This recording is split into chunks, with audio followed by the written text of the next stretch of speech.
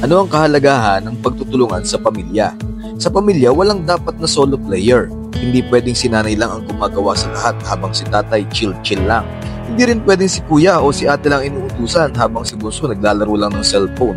Basta may kakayanan, dapat teamwork. Galatians 6:2, carry each other's burden, and in this way, you will fulfill the law of Christ. Kung i-apply sa konsepto ng pamilya, hindi lang natin dapat iniisip ang sarili nating comfort. Dapat willing tayong tumulong kahit minsan medyo tinatamad tayo. Kaya sa halip na umiwas sa mga gawain, gawin itong banding. Mahugas ng pinggan habang nagpeprentuhan, paglinis ng bahay na may background music, o magtulungan sa problema nang walang sisihan. Mas masaya ang pamilya kung lahat may ambag. Hindi lang sa gastos, kundi pati sa pagmamahal at suporta. Tandaan, kung sa pamilya ay may pagtutulungan at ang suliranin ay gumagaan.